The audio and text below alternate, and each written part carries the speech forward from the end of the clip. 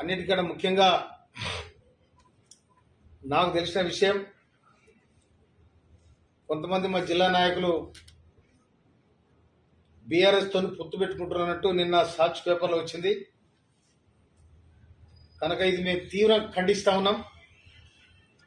రాష్ట్ర ముఖ్యమంత్రి రేవంత్ రెడ్డి గారు బీఆర్ఎస్ పార్టీని బొందబెట్టాలని వాళ్ళు ప్రయత్నం చేస్తే, వీళ్ళే కాంగ్రెస్ పార్టీని బొందబెట్టాలని మీరు ప్రయత్నం చేస్తున్నట్టు నాకు అనిపిస్తుంది.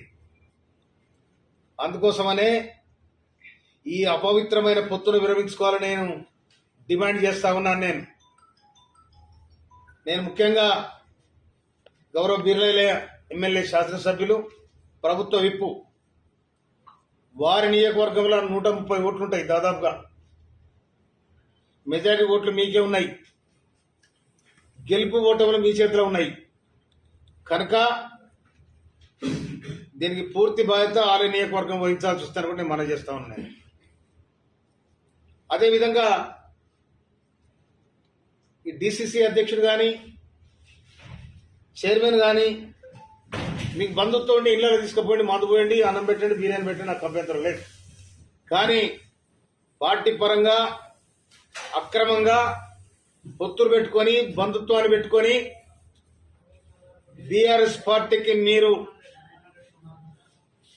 మద్దతు ఇస్తే రాజకీయ వ్యభిచారం చేసేట మీరు మీ వ్యక్తిగతంగా. కనుక ఏ వ్యభిచారం చేస్తారో అది మీ సొంతం చేసుకోండి. కానీ నా నియోజకవర్గానికి సంబంధించిన వ్యక్తికి, బీఆర్ఎస్ వ్యక్తికి మీరు కాంగ్రెస్ ఓట్లేపించి గెలిపించాలని అనైతికమైన పొత్తు పెట్టుకొని, మీకు ఏ పార్టీ ఆదేశం ఇచ్చింది? మీకు అధికారం ఎక్కడిది? పిసిసి నుంచి ఏమైనా ఆదేశాలు ఉన్నాయా? నువ్వు డిసిసి అధ్యక్షుడు ఉండి చేసే జంగిల్ పని ఇదేనా? ఎవరి మీద కొట్లాడుతున్నాం? ఎవరి మీద కొట్లాడి రాజ్యాధికారానికి వచ్చినాం? ఎవరితో ఫైట్ చేసినాం? బీఆర్ఎస్ బొందబెట్టి రేవంత్ రెడ్డి గారు, రాష్ట్ర ముఖ్యమంత్రి రేవంత్ రెడ్డి గారి నాయకత్వంలో నికారస్గా నల్లగొండలో